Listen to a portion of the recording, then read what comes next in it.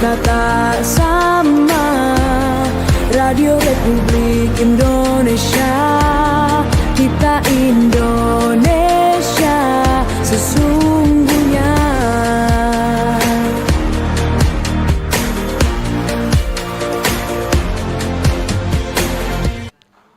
Selamat sore pendengar RRI Pro 1 Manado, kanal informasi dan inspirasi. Di sore hari ini bersama saya Yelin Selviani. Seperti yang saya informasikan tadi, akan kita hadirkan Mozaik Indonesia di hari ini Senin 13 Januari 2025 ya. Dan tentunya topik kita di Mozaik Indonesia hari ini tentang indikator kesejahteraan rakyat Provinsi Sulawesi Utara. Dan sekarang di studio sudah hadir ada narasumber Ibu Ratna Sulistiowati SST SAB MSI selaku statistisi ahli media BPS Provinsi Sulawesi Utara. Selamat sore Ibu Ratna. Selamat sore Bu Yelin. Oke, apa kabarnya di hari ini? Alhamdulillah baik. Ibu gimana, sehat? Sehat, semangat. Walaupun cuaca di luar sana hujan gitu ya, tapi di Mozaik Indonesia hari ini kita tetap semangat membahas tentang indikator kesejahteraan rakyat Provinsi Sulawesi Utara ya Bu ya. Iya, siap.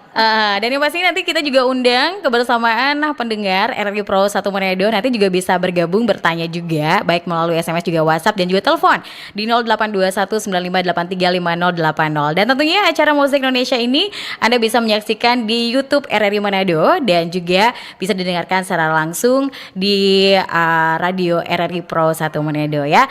Baik Ibu, terkait dengan topik kita hari ini ya, indikator kesejahteraan rakyat Provinsi Sulawesi Utara. Kalau boleh tahu ini Bu ya, apa saja indikator yang paling utama nih yang digunakan BPS untuk mengukur kesejahteraan rakyat Sulawesi Utara? Oke, yang pertama kan kita bicaranya sejahtera dulu nih. Sejahtera itu kan konsepnya luas ya, dan berbeda sensitivitasnya dari setiap dimensi ke dimensi. Jadi kalau sejahtera secara umum itu bicaranya tentang keadaan yang makmur, keadaan sehat, dan kondisi yang damai. Nah, di BPS sendiri kita mengeluarkan beberapa indikator yang terkait dengan mengukur tingkat kualitas sejahteranya manusia yang ada di Sulawesi Utara. Yang pertama terkait dengan indikator dari kependudukan. Kami juga ada melihat dari aspek demografi, ada terkait dengan pertumbuhan penduduk, distribusi penduduk, dan struktur usia. Sehingga dari indikator demografi ini kita bisa melihat tingkat kelahiran, tingkat kematian, bagaimana migrasi penduduk antar wilayah, dan data-data ini bisa kita dapatkan dari hasil sensus penduduk yang udah kita laksanakan sebelumnya. Kemudian selain itu dari dimensi yang kedua adalah dimensi ketenagakerjaan. Kita juga bisa melihat indikator terkait dengan ketenagakerjaan dilihat dari tingkat pengangguran, tingkat partisipasi angkatan kerja, serta indeks tingkat upah. Jadi di situ bisa menggambarkan bagaimana kesejahteraan masyarakat dari sisi ketenaga kerjaannya gitu.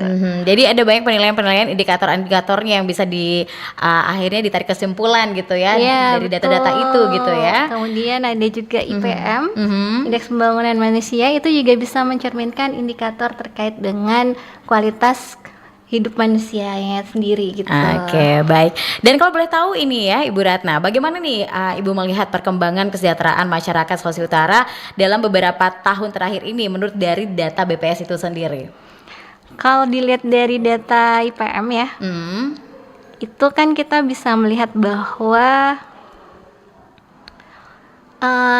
di dalam IPM itu ada 3 unsur ya, unsur pendidikan, unsur kesehatan, dan juga terkait dengan pengeluaran real per kapita.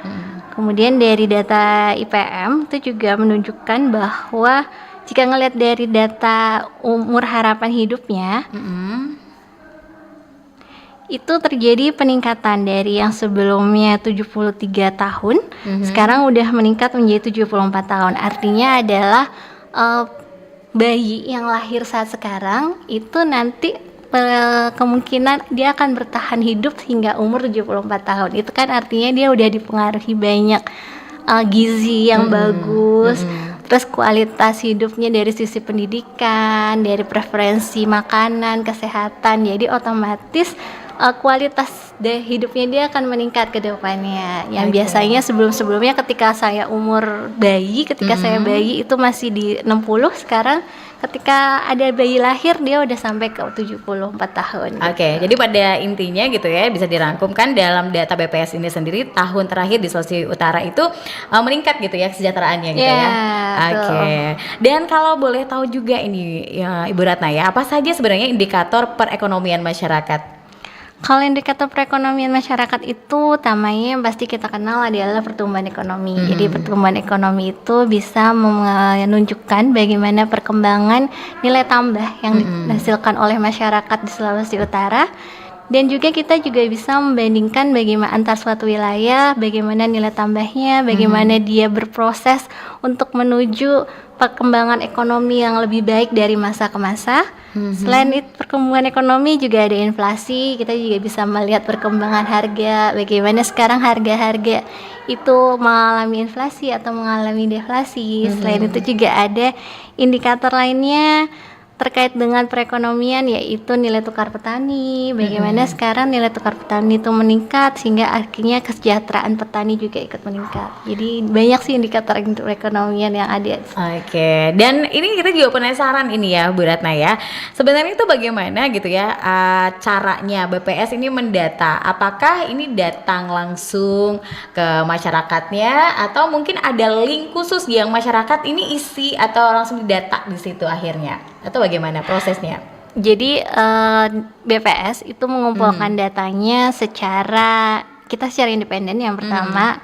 Kemudian kita juga melakukan pendataan langsung ke dalam masyarakat. Itu ada survei, ada sensus yang kita lakukan secara rutin, maupun kalau sensus setiap 10 tahun sekali. Yang nanti akan datang di 2026 adalah sensus ekonomi. Akhirnya kita mendata semua kegiatan-kegiatan perekonomian yang ada di Sulawesi Utara. Kemudian kita juga selain menggunakan data dari BPS, kami juga mengakukan data dari dari statistik sektoral. Jadi ada data-data yang kami kumpulkan, register data namanya, yang kami kumpulkan dari statistik sektoral yang kemudian kami olah untuk bisa menjadi indikator makro gitu. Jadi datanya tidak hanya BPS kumpulkan, tapi sudah kami kumpulkan dari mana-mana gitu. Dari pihak-pihak lain yang ada pun juga kami kumpulkan. Wah, mantap juga gitu ya. Tapi sebenarnya ada nggak sih tantangan utama dalam mengumpulkan data yang akurat ini untuk memetakan kesejahteraan di Sulawesi Utara ini, Bu? Tantangannya pasti ada ya. Yang pertama kan terkait dengan kesadaran masyarakat juga untuk mau menerima para petugas kami di lapangan gitu. Ada masyarakat yang merasa tidak berkewenangan untuk memberikan data, ada masyarakat yang enggan untuk memberikan data, padahal data-data yang mereka kasih kepada kami itu adalah data-data yang berguna untuk diolah menjadi satu indikator pembangunan. Jadi kalau masyarakat merasa kan nggak ada hubungannya dengan saya, itu sebenarnya enggak. Itu justru kalau masyarakat mau menerima kami dengan memberikan datanya, otomatis data yang kami hasilkan juga akan lebih akurat ya? di lapangan. Jadinya nanti bisa menunjukkan bahwa benar-benar mendeskripsikan Sulawesi Utara gitu. Oke, masih ada kurangnya kesadaran dan juga kerjasama yang baik gitu ya dari masyarakat, beberapa masyarakat. Iya, gitu masyarakat ya. Nggak semua. Jadi itu tantangan gitu ya. Iya. Oke, yang pasti tantangannya mungkin sudah dirasakan di beberapa tahun-tahun yang lalu gitu ya. Nah, kalau dengan adanya tantangan tadi yang susah sekali masyarakat ini bekerjasama untuk memberikan data-datanya secara akurat gitu ya, masih ada yang menyepelekan gitu, ngapain sih data-data terus gitu ya. Kebanyakan sih kalau masyarakat umum kayak kalau data datang lagi ini data nanya-nanya males gitu ya. Ini biasanya ada nggak dari BPS sendiri untuk mengantisipasi motivasi masyarakat agar mau memberikan data-data mereka, menerima BPS itu di lapangan dengan baik gitu ya, agar tidak ada tantangan lagi seperti ini? Ada di tahun 2025 ini ada cara-cara khusus nggak yang dilakukan oleh BPS? Pasti ada ya. BPS juga pasti melakukan pendekatan kepada banyak pihak, baik dari sisi masyarakat secara langsung melalui dengan aparat desa, aparat warga dan kecamatan lainnya gitu. Kita juga aktif melakukan sosialisasi bahwa program BPS dan pendataan BPS itu penting, sehingga masyarakat bisa lebih sadar gitu. Selain itu kita juga melakukan kegiatan-kegiatan seperti ini di radio, di televisi, oke. agar masyarakat yang menonton atau mendengarkan paham gitu bahwa tujuan dan visi misi BPS ini seperti ini, sehingga mereka tergerak hatinya untuk mau memberikan datanya kepada BPS. Oke, dan yang pasti untuk Anda pendengar di hari ini terkait dengan topik kita indikator kesejahteraan rakyat Provinsi Sulawesi Utara ya. Dan tentunya masih bersama dengan narasumber kami Ibu Ratna Sulistiyowati ya, selaku statistisi ya, ahli media BPS Provinsi Sulawesi Utara. Anda bisa bertanya ya, bisa bertanya langsung atau juga bisa bergabung melalui line telepon kami di 082195835080 atau bisa bertanya melalui SMS juga WhatsApp dan juga bisa melalui Facebook ya, atau juga YouTube, komen juga di media sosial kami ya di Sumatera hari ini di RRI Manado. Dan tetap terus di Mozaik Indonesia, saat lagi kami akan kembali. Kanal informasi dan inspirasi Pro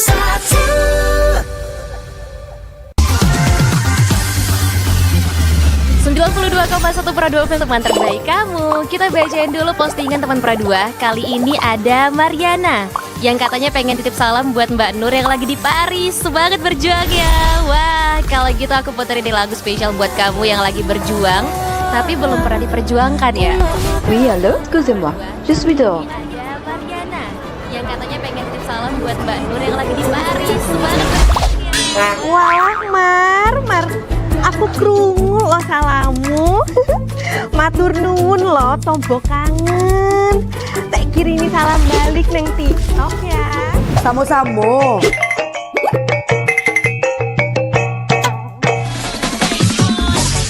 Bundo, jangan main TikTok tarui. Ho, ho, ho, ho, ho, ho, ho. Bundo, awak baru dapat info lowongan Karajo di aplikasi. Elok-elok buyuang, banyak panipu. Ah, indang lah Bundo. RRI News.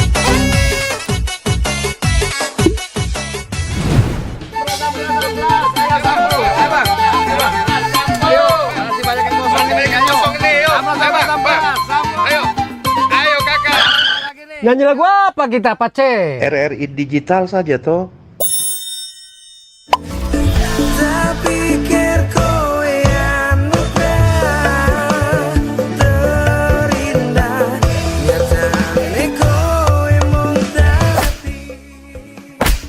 Paten kali lagu campur sari ini.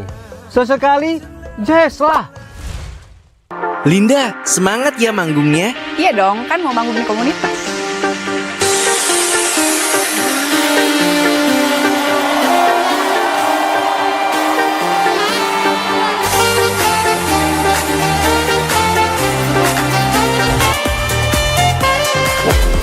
RRI ada di berbagai platform. Sekarang banyak cara menikmati RRI.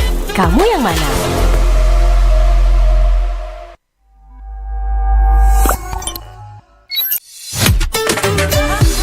Kanal informasi dan inspirasi Pro 1.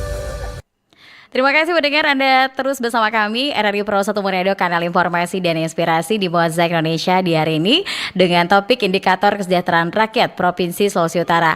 Dan kami tetap terus mengundang kebersamaan Anda pendengar yang ingin bertanya di hari ini, di SMS juga WhatsApp boleh, di line telepon juga boleh di 082195835080. Sekali lagi di 082195835080 ya. Dan tentunya acara ini Anda bisa menyaksikan melalui YouTube RRI Manado dan juga bisa didengarkan secara langsung di RRI Pro 1 Manado dan juga di aplikasi RRI Digital ya. Dan tentunya masih bersama dengan Ibu Ratna Sulistiyowati ya, SST, SAB, MSI. Baik banget ini ya. Gelarnya luar biasa ya. Pasti Ibu Ratna selaku statistisi ahli media BPS Provinsi Sulawesi Utara ya. Kalau boleh tahu Bu, tugas-tugasnya itu apa sih sebagai statistisi ahli media BPS di Provinsi Sulawesi Utara? Kalau tugas saya sebagai statistisi ahli media itu kebetulan saya adalah ketua tim neraca wilayah. Wah, ketua timnya gitu ya. Ketua tim neraca wilayah itu kami menghasilkan data utamanya adalah data pertumbuhan ekonomi. Jadi nanti di tanggal 5 Februari kita akan rilis nih data pertumbuhan ekonomi tahun 2024. Jadi udah komplit, biasanya kan triwulan ya, triwulan 1, 2, 3. Nah, nanti di Februari 2025 tanggal 5 itu launching angka tahun 2024. Nah, sekarang saya dan tim saya sedang mempersiapkan dan sedang mengolah data-data yang ada dari berbagai pihak agar kita bisa menghasilkan indikator perekonomian pertumbuhan ekonomi. Oke, ini kan launchingnya tanggal 5 Februari nanti gitu ya. Ini data-datanya sampai turun surveinya itu tuh dari berapa lama itu? Tahun kemarin saja kah atau dari berapa tahun sebelum tahun 2024? Jadi nanti kalau pada saat kita rilis tahun 2024 itu kita bisa merevisi 2 tahun ke belakang, jadi 2022 dan 2023. Nah, itu adalah data-data yang masuk. Jadi sementara kemarin pada saat kita hitung itu ada beberapa data yang sifatnya masih sementara. Nanti kan udah ada data angka tetap dari berbagai pihak, dari kementerian, dinas OPD dan lain sebagainya, sehingga ketika data itu sudah diolah sebagai angka tetap, nantinya angka PDRB juga menjadi angka tetap. Jadi tetap berproses. Nah, untuk data-data sekarang yang masuk memang angka tahunan juga triwulan 4 juga. Ini survei-surveinya sedang dilaksanakan di Januari ini, dan kami juga mengumpulkan data dari berbagai pihak tersebut gitu. Stakeholder yang lainnya juga kami kumpulkan data-datanya. Dan nanti kita tunggu saja launchingnya tanggal 5 Februari nanti gitu ya, bagaimana itu hasilnya gitu ya. Oke, kalau boleh tahu juga ini ya Bu, apa sebenarnya peran penting data statistik dalam meningkatkan kualitas gitu ya layanan kesehatan dan pendidikan di Sulawesi Utara? Oke, yang pasti kan BPS itu memotret suatu keadaan perekonomian maupun keadaan makro, baik dari sisi sosial juga, ekonomi juga. Nah, bicara tentang pendidikan dan kesehatan tadi, jadi ketika kita menghasilkan data itu kan berarti kita menunjukkan kepada pemerintah bahwa capaian secara indikator sosial dan secara indikator pendidikan itu sudah seperti ini kalau Sulawesi Utara, sehingga pemerintah bisa mengambil kebijakan-kebijakan yang terkait dengan bagaimana meningkatkan kualitas hidup manusianya di bidang pendidikan dan kesehatan, misalnya dengan menambah rumah sakit atau memperkecil aksesnya sehingga aksesnya itu tidak terlalu jauh seperti yang dilakukan pemerintahan yang sebelumnya itu menambah beberapa rumah sakit sehingga masyarakat sekarang banyak pilihannya. Kalau sebelumnya hanya di Malayang rumah sakit Malayang, sekarang kan banyak pilihan rumah sakit, sehingga itu bisa membuat masyarakat tidak segan untuk datang ke rumah sakit. Jadi ketika mereka sakit, mereka bisa langsung mendapatkan layanan kesehatan gitu. Jadi dari data-data yang dihasilkan BPS, kita serahkan juga pemerintah agar pemerintah bisa mengambil banyak kebijakan terkait dengan pendidikan dan kesehatan tersebut. Oke, dan yang pasti itu dari setiap keluhan-keluhan dari masyarakat juga gitu ya. Dan yang pasti kalau boleh tahu gitu ya, permasalahan yang paling banyak kalau di Sulawesi Utara ini apa saja nih kalau menyangkut kesejahteraan rakyat?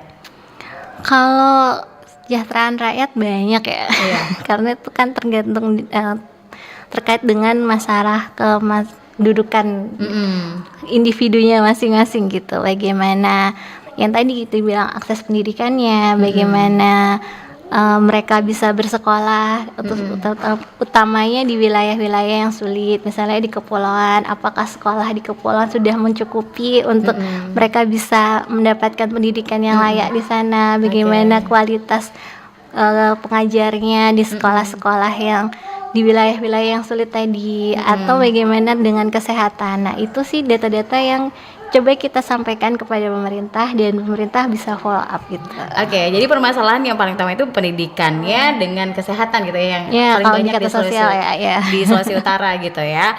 Oke, dan yang pasti untuk Anda pendengar yang ingin bertanya di hari ini melalui SMS juga WhatsApp, kami persilakan ya di 082195835080 di hari ini, atau juga bisa langsung melalui line telepon. Anda juga bisa bergabung di hari ini di line telepon juga di nomor yang sama di 082195835080 ya.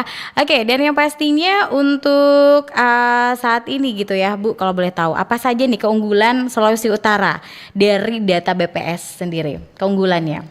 Kalau dari sisi mana nih? Ekonomi kah? Dari ekonomi dulu. Oke, dari ekonomi. Kalau dari sisi ekonomi, kita itu masuk ke dalam pertumbuhan ekonomi kita konsisten 5%. Konsisten gitu. ya. Dan berada di atas rata-rata nasional, di atas angka nasional. Jadi ketika angka nasional berada di 5,0 sekian, nah BPS Sulawesi Utara itu bisa tumbuh 5,21 pada saat triwulan 3 lalu gitu. Sehingga kita itu perekonomian kita itu sudah jauh lebih baik gitu secara perkembangannya dibandingkan dengan rata-rata nasional. Gitu. Sehingga ya harus berbangga juga gitu, Sulawesi Utara bisa tumbuh di atas nasional gitu. Selain ekonomi? Selain ekonomi, kalau dari sisi ketenaga kerjaan, kita juga penganggurannya termasuk yang kecil. Angka penganggurannya kita kecil di Sulawesi, di wilayah Sulawesi. Jadi otomatis bisa dibanggakan juga bahwa masyarakat kita yang bekerja itu sudah cukup banyak, sudah cukup baik, sehingga tingkat pengangguran kita kecil dibandingkan dengan wilayah Sulawesi lainnya. Selain ekonomi, ketenaga kerjaan, selain lagi itu lagi apa lagi yang unggul nih? Yang unggul dari kemiskinan juga ya. Ya, tingkat kemiskinan kita juga tergolong kecil juga dibanding dengan wilayah-wilayah lain. Di wilayah Sulawesi, di wilayah Sulampua pun kita juga termasuk yang tingkat kemiskinannya kecil, otomatis itu menunjukkan bahwa perkembangan yang baik untuk Sulawesi Utara. Dan yang pastinya semuanya stabil gitu ya? Ya benar, harga-harga kita tahu ya, inflasi, harga-harga udah stabil. Tidak ada, jarang ada inflasi yang besar, bahkan berapa kali kemarin kita mengalami deflasi gitu. Artinya memang kalau dilihat dari sisi apa saja yang mempengaruhi kesejahteraan masyarakat itu banyak ya Kak. Yang pertama pasti terkait dengan ketenagakerjaan. Bagaimana masyarakat bisa memenuhi kebutuhan hidupnya dengan cara bekerja, bagaimana akses terhadap pekerjaan gitu. Terus kemudian berapa upah yang mereka bisa dapatkan sehingga ada upah minimum yang ditetapkan pemerintah gitu. Kemudian selain itu juga dari sisi kesehatan dan gizi, bagaimana prevalensi gizinya, kemudian bagaimana masyarakat terhadap akses terhadap kesehatan atau pelayanan kesehatannya, kemudian bagaimana ke depan harapan hidup ketika bayi lahir, harapan hidupnya seperti apa, dan ada tingkat kematian berapa sih jika suatu di Sulawesi Utara setahun kemarin, apakah ada program BPS yang berdampak signifikan? Ini dari Pak Roni di Bitung. Terima kasih Pak Roni. Bagaimana nih Bu? Tren tingkat pengangguran. Tingkat pengangguran. Terima kasih Pak Roni untuk pertanyaannya. Jadi kita coba jawab ya. Kalau dilihat dari data pada saat Agustus 2024 itu tingkat pengangguran kita 5,85, mengalami penurunan dibandingkan pada tahun Agustus, pada saat Agustus 2023 itu 6,10. Artinya pengangguran kita menurun gitu. Karena masyarakat sudah mulai banyak yang masuk ke dalam lapangan pekerjaan. Akhirnya di tahun lalu kan di 2024 itu kan banyak sekali peluang-peluang kerja yang ada ya, misalnya kayak cengkeh juga lagi tinggi-tingginya. Terus dari sisi perkebunan juga, selain cengkeh juga yang perkebunan nilam juga lagi banyak viral di masyarakat. Itu juga menumbuhkan bahwa masyarakat banyak yang mulai bekerja dari sisi pekerjaan di tersier, dari sisi pekerjaan dari transportasi juga mengalami peningkatan. Di akhir tahun lalu kita lihat Manado macet dia luar biasa gitu kan. Itu artinya memang dari sisi pengangguran setahun lalu kita sudah bergerak dari sisi indikatornya, kita sudah lebih baik dengan tingkat pengangguran kita menurun. Kemudian apakah ada program BPS yang berdampak signifikan? Nah, ini BPS ini intinya adalah memotret suatu keadaan. Jadi ketika kita turun lapangan, kita fungsinya adalah memotret. Tapi kita akan menyampaikan data kita kepada pemerintah yang terkait. Sehingga dari pemerintah yang terkaitlah yang akan membuat program-program bagaimana mereka bisa membuka keleluasaan penyediaan lapangan kerja kepada masyarakat, sehingga ketika penyediaan lapangan kerja, investasi banyak masuk, banyak perusahaan-perusahaan yang muncul di Sulawesi Utara itu kan akhirnya akan menyerap tenaga kerja yang ada di Sulawesi Utara itu sendiri gitu. Oke, kalau boleh tahu sendiri gitu ya, yang pastinya selain tadi mendata gitu ya, dan juga langsung di lapangan gitu ya, sebenarnya tugas dari BPS itu apa-apa aja sih Bu, kalau boleh tahu? BPS itu sebenarnya banyak ya tugasnya gitu, visi BPS. Jadi selain kita memotret data di lapangan, kita juga merilis angka ke masyarakat. Jadi data yang kita peroleh dari masyarakat kita harus berluaskan juga ke masyarakat, tapi bukan dalam bentuk mikrodata melainkan dalam makrodata. Jadi dalam bentuk makrodata kita sebarkan, misalnya kita kumpulin data tentang ekonomi, berarti kita akan menyebarkannya dalam indikator makro pertumbuhan ekonomi. Ketika kita mencari data terkait dengan harga di pasar, kita mensurvei harga-harga di pasar, berarti kita akan merilisnya kembali ke dalam bentuk inflasi, indikator inflasi gitu. Jadi apa yang kami kumpulkan itu akan kembali lagi dengan badan masyarakat dengan sebagai indikator makronya gitu. Kemudian selain itu BPS juga adalah pembina statistik sektoral. Jadi ya kami melaksanakan fungsi kami sebagai pembina statistik sektoral, sehingga beberapa dinas, kementerian, OPD itu kami bina untuk agar data yang mereka keluarkan itu sudah sesuai dengan kaidah statistik yang disetujui secara UN gitu. Pembinaan itu seperti apa saja? Pelatihan-pelatihan ya, gitu kami ya? ada pelatihan, ada coaching juga. Kami juga ada namanya jadi di dalam wilayah itu ada namanya indeks pembangunan statistik. Jadi dari pembinaan yang kita lakukan nanti akan terlihat gitu berapa sih indeks pembangunan statistik satu wilayah gitu. Jadi sehingga data-data yang dikeluarkan dinas, yang dikeluarkan oleh kementerian dan lainnya itu sudah sejalan dengan kaidah statistik yang ada gitu. Jadi ini datanya itu di seluruh Sulawesi Utara gitu ya? Iya, betul. Kalau boleh tahu ini petugas-petugas dari BPS sendiri, kalau bisa dikatakan timnya BPS lah gitu ya di Sulawesi Utara. Kira-kira ini berjumlah berapa orang nih di seluruh Sulawesi Utara? Kalau tim BPS, sebenarnya kan kami, kalau dari saya BPS Provinsi itu kami terdiri dari 21 tim. Jadi ada tim neraca wilayah saya, ada tim sosial juga, ada tim ekonomi, ada tim yang banyak gitu. Ada tim pertanian, industri, ada tim harga dan lain-lain. Jadi ada sebanyak 21 tim, baik dari sisi teknis maupun dari administrasi. Kemudian kalau di kabupaten kota sendiri itu kami kan ada 15 satker. Ada 15 kabupaten kota, tapi yang ada satkernya baru 12, sehingga ada yang membawahi 2 wilayah gitu. Tapi di dalam masing-masing satker kabupaten kota itu timnya bervariasi karena mereka menyesuaikan dengan beban kerja di masing-masing wilayah. Jadi terdiri juga antara dari 10 sampai dengan 20 tim, tergantung dengan proyek-proyek yang sedang mereka kerjakan juga. Dan pasti tadi Ibu Ratna ini selaku tim ya? Ketua tim ya. Ketua tim di bagian neraca wilayah.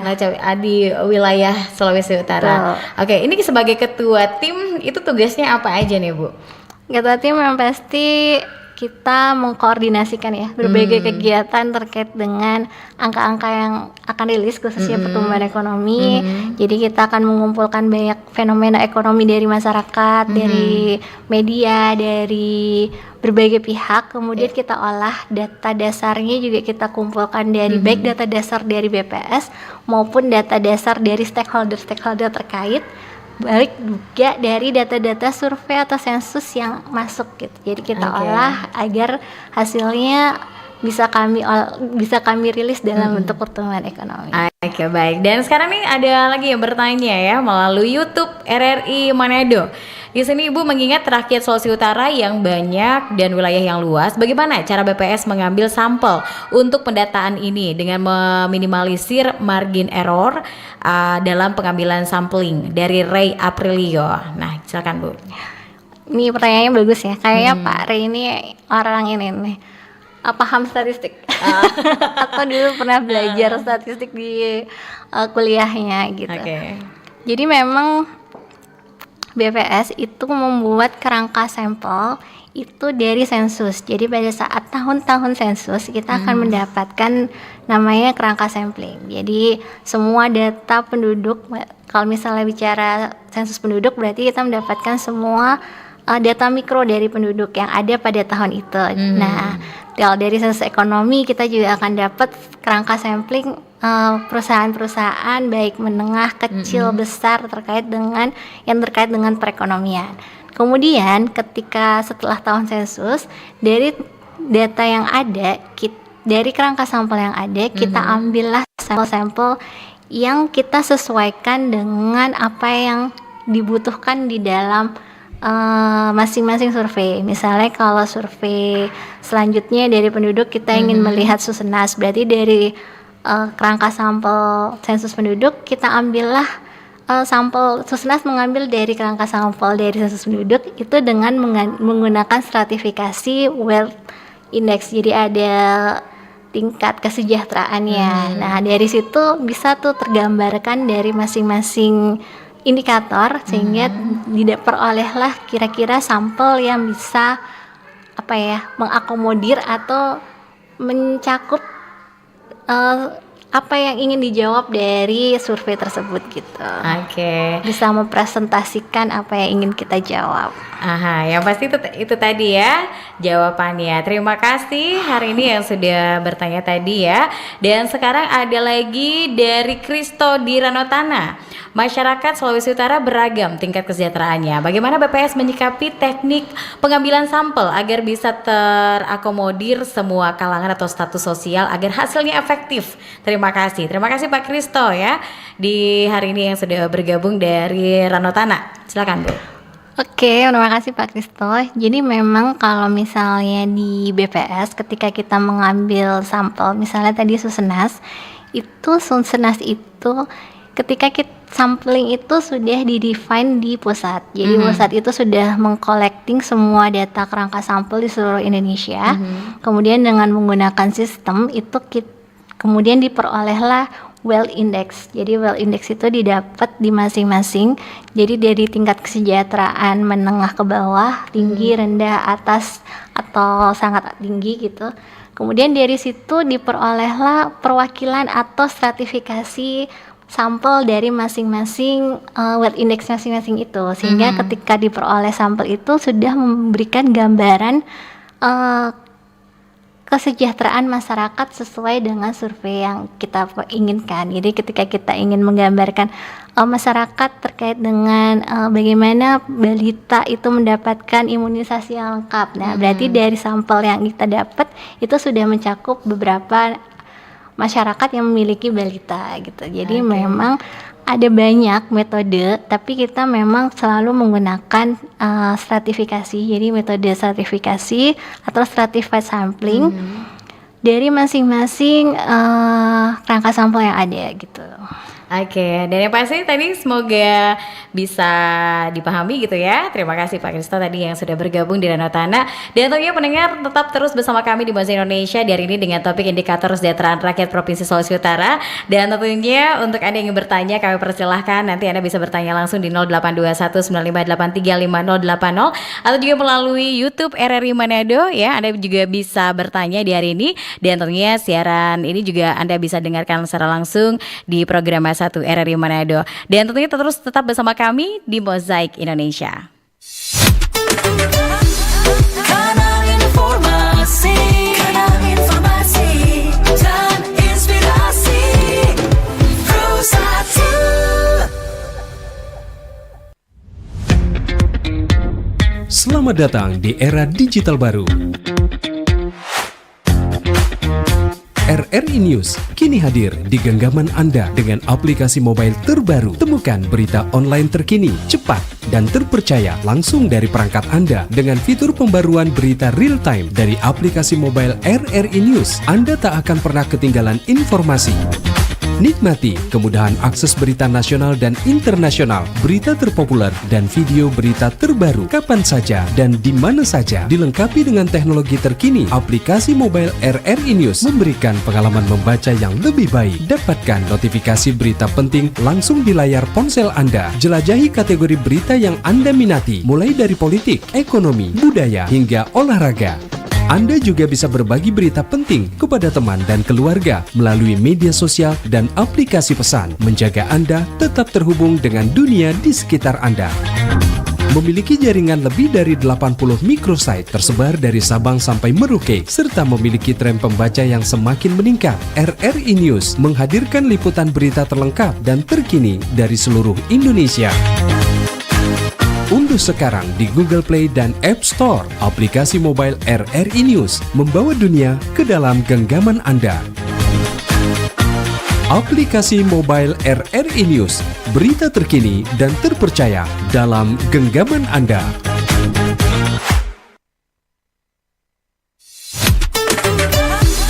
Kanal informasi, dan inspirasi. Pro 1. Ya, pendengar terima kasih Anda tetap bersama kami RRI Pro 1 Manado, kanal informasi dan inspirasi. Masih di Mozaik Indonesia, hari ini masih topik yang sama tentang indikator kesejahteraan rakyat Provinsi Sulawesi Utara. Dan masih bersama dengan narasumber kami, Ibu Ratna Sulistiowati ya, selaku statistisi ahli media BPS Provinsi Sulawesi Utara. Dan tentunya ada banyak di pertanyaan-pertanyaan ya yang sudah masuk ya Bu ya. Sekarang nih ada lagi yang sudah masuk melalui SMS juga WhatsApp-nya Pro 1 ya. Selamat sore host dan narasumber. Dari Andre di Tondano, izin bertanya, metode collecting data yang biasa digunakan BPS secara general karena tidak bisa dipungkiri bahwa akurasi data statistika ini masih kalah dengan data real yang dari pemilik data langsung seperti SKPD atau OPD di Pemda. Oke, yang kedua, apakah bisa dimungkinkan integrasi data dengan pihak swasta apabila dibutuhkan oleh pihak swasta agar tidak perlu lagi mendatangi kantor BPS atau mengunjungi situs BPS lagi, melainkan data yang disediakan bisa masuk langsung ke sistem milik pihak swasta. Terima kasih. Oke, terima kasih ya tadi yang sudah bertanya Pak Andre di Tondano. Oke, silakan Bu, bisa dijawab. Oke, terima kasih Pak Andre. Yang pertama terkait apakah metode collecting data yang digunakan BPS secara general ya, itu akurasi datanya masih kalah dibandingkan data dari SKPD atau OPD. Sebenarnya bukan bicara kalah atau menang ya di sini. Hanya saja memang beberapa OPD itu masih menggunakan data yang mereka peroleh atau hasilkan sendiri gitu. Jadi sebenarnya kalau bicara dengan data statistik, acuannya memang harusnya data BPS. Bicara data statistik, kayak bicara data yang harus kita gunakan secara general itu memang acuannya data BPS. Hanya saja memang ada beberapa OPD yang masih menggunakan data yang dihasilkan atau mereka hasilkan sendiri. Jadi ya itu tidak masalah sebenarnya karena itu sesuai dengan kewenangan mereka. Jika mereka ingin menggunakan data mereka sendiri untuk kewenangan mereka sendiri gitu, itu dipersilahkan. Namun jika itu aksesnya luas, misalnya bicara secara luas, bicara pertumbuhan ekonomi sekian, tapi mereka nggak mau nih pakai data ini karena bicara di sektor ini kecil gitu atau seperti apa, itu yang sebaiknya tidak terjadi gitu, karena tetap acuan data statistik itu tetap berada di BPS. Oke. Terus apakah bisa dimungkinkan integritas data dengan pihak swasta apabila dibutuhkan oleh pihak swasta agar tidak perlu lagi mendatangi kantor BPS atau mengunjungi situs BPS lagi, melainkan data yang disediakan bisa masuk langsung ke sistem milik pihak swasta, Bu? Sebenarnya itu bisa jika tertarik mungkin bisa bekerja sama atau mengkomunikasikannya dengan kami. Kami ada namanya PST, Pelayanan Statistik Terpadu. Jadi nanti ketika ada pengajuan atau permintaan data itu pasti kami akan layani atau kami akan sediakan. Nah, ini kan pengennya pihak swasta tidak ada effort lebih ya, tidak perlu mengunjungi ke BPS. Jadi data itu sudah tersedia di website perusahaan swasta tersebut gitu, itu maksudnya. Nah, itu harus ada MOU atau kerjasama secara tertulis, karena kan data yang kita masuk ke dalam portal website mereka itu juga data rilis resmi gitu. Jadi sama-sama harus saling ada hitam di atas putihnya lah istilahnya. Jadi buat MOU-nya aja boleh gitu ya. Iya, sebenarnya gitu dipersilakan karena akan ada pelayanan statistik terpadunya gitu. Oke, yang pasti ada lagi pertanyaan yang sudah masuk di hari ini. Untuk Anda yang bergabung juga melalui line telepon juga boleh ya di 082195835080 ya. Jadi untuk Anda di kesempatan hari ini juga bisa bertanya langsung melalui YouTube RRI Manado. Dan tentunya pendengar di kesempatan hari ini gitu ya. Kalau hari ini ada yang bergabung, ada lagi yang bertanya. Oke, yang pastinya kalau boleh tahu lagi ini ya Bu ya, kira-kira indikator mana nih yang paling menunjukkan kemajuan dalam pengentasan kemiskinan, apalagi kalau di Sulawesi Utara? Kalau kemiskinan pasti bicaranya ya terkait dengan kemiskinannya ya, jumlah penduduk miskin gitu, garis kemiskinan ya, indikator-indikator yang terkait dengan kemiskinan itulah yang bisa menunjukkan bagaimana peran pemerintah gitu terkait dengan pengentasan kemiskinan. Nah, dari indikator-indikator itu pemerintah lah yang nantinya punya wewenang untuk memberikan kebijakan-kebijakan lebih terkait dengan bagaimana sih agar tingkat kemiskinan kita atau jumlah penduduk miskin di Sulawesi Utara itu bisa menurun. Nah, itu dipersilakan nih kalau dari program besarnya pemerintah Presiden Prabowo sekarang itu kan ada makan gratis ya di sekolah-sekolah, itu kan harapannya makan bergizi gratis. Ya, makan bergizi gratis. Harapannya itu kan akan menambah gizi di anak-anak kita yang lagi bersekolah, sehingga itu akan mengurangi stunting, sehingga preferensi gizinya akan membaik. Nah, itu diharapkan nantinya akan mengarah ke dalam kemiskinan. Tapi kan kita harus melihat lagi benar nggak datanya akan seperti itu gitu. Dan yang pasti kan datanya kan semua yang didata dari masyarakat gitu ya. Nanti juga data tersebut dikembalikan juga kepada masyarakat gitu ya. Hasilnya dari BPS ini gitu ya. Ini pernah nggak sih ada yang mengeluhkan atau bagaimana nggak akurat ini datanya gitu ya. Ada yang pernah nggak Bu kok dikomplain gitu ya oleh masyarakat, datanya ini akurat menurut dari BPS tapi menurut masyarakat tidak akurat nih gitu, pernah nggak? Karena kan data itu dua sisi ya, jadi ketika kita merasa udah sejalan dengan apa yang kita pikirkan, ini udah akurat. Tapi kalau kita merasa enggak, ini enggak sesuai dengan apa yang kita pikirkan, itu menjadi tidak akurat gitu. Karena sifatnya di masyarakat itu merasa ini subjektif. Misalnya bagi masyarakat yang merasa bener nih data pembangunan seperti ini karena jalan-jalan di Sulawesi Utara sudah bagus, akses misalnya mau jalan ke daerah yang sulit pun jalannya juga udah bagus. Berarti kan memang pembangunannya sudah bagus. Tapi bagi masyarakat yang merasa bahwa ketika di wilayahnya kok tidak ada pembangunan yang bagus atau belum ada industri atau lapangan kerja yang besar yang bisa menyerap mereka, itu kan mereka merasa bahwa pembangunan ekonomi di wilayah kita di Sulawesi Utara ini nggak setinggi ini harusnya. Nah, itu kan memang tergantung subjektivitas dari masyarakat itu sendiri. Nah, BPS berusaha untuk netral dengan memotret apa yang terjadi di lapangan. Jadi ketika memang kita sedang tidak baik-baik saja ya pertumbuhan ekonomi kita mengalami kontraksi. Tapi kalau ketika kita sudah membaik atau kita melaksanakan program ada pembangunan, ada segala macam yang sudah kita upayakan oleh pemerintah dan itu menunjukkan hasilnya,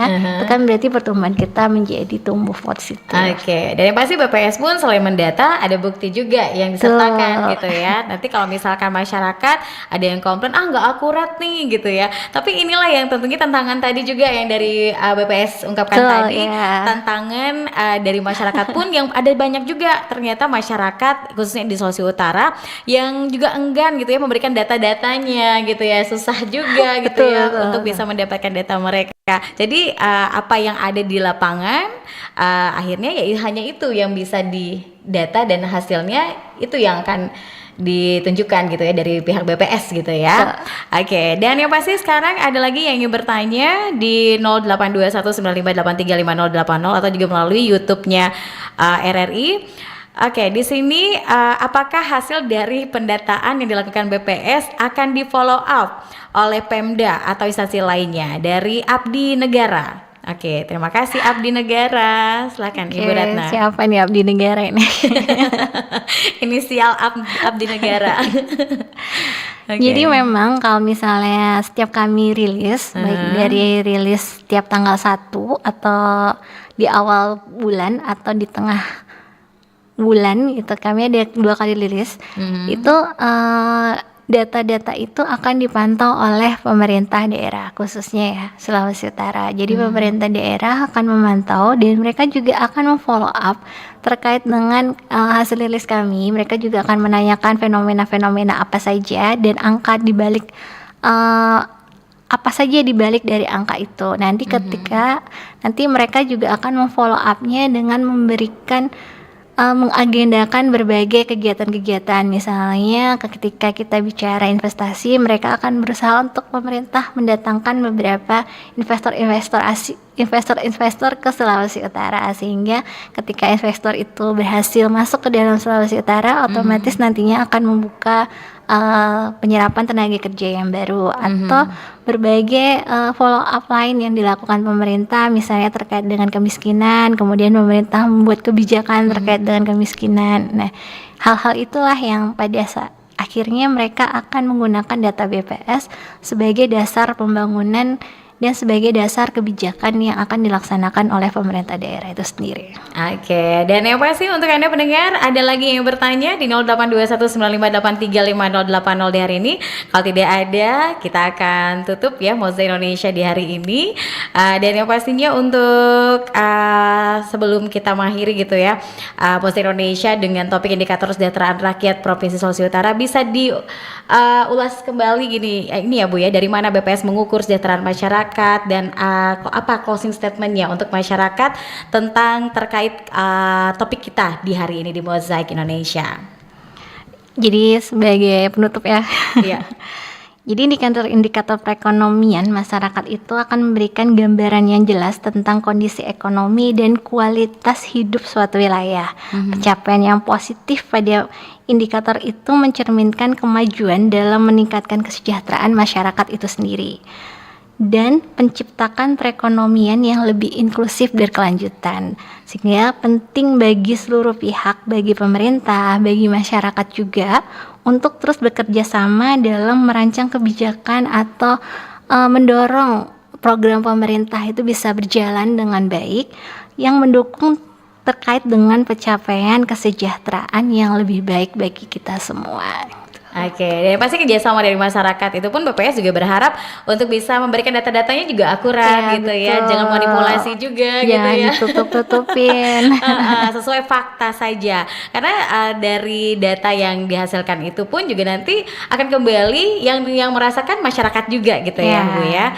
Oke, yang pasti terima kasih Ibu Ratna hari ini. Ibu ya. Iya, Ibu Ratna Sulistiawati, SST SAB MSI selaku statistisi ahli media BPS Provinsi Sulawesi Utara sudah hadir di Mozaik Indonesia hari ini. Siapa tahu nanti di lain kesempatan di Mozaik Indonesia bisa hadir kembali ya. Bisa berbagi informasi lagi dari BPS pastinya kepada masyarakat. Dan juga siap. Untuk Anda pendengar, sekali lagi terima kasih untuk Anda yang sudah bergabung juga, yang sudah bertanya gitu ya di 082195835080 ataupun juga bisa dan juga menyaksikan acara kami melalui YouTube RRI Manado yang sudah bertanya juga. Terima kasih. Dan tentunya saat lagi akan kita hadirkan lintas berita Magota di ruang dengar Anda. Jadi terus tetap bersama RRI Pro 1 Manado di hari ini. Saya Lin Salviani, selamat sore. Bersatulah Indonesia, jangan pernah terpecah belah. Walau kita berbeda, walau kita tak sama, Radio Republik Indonesia, kita Indonesia sesuai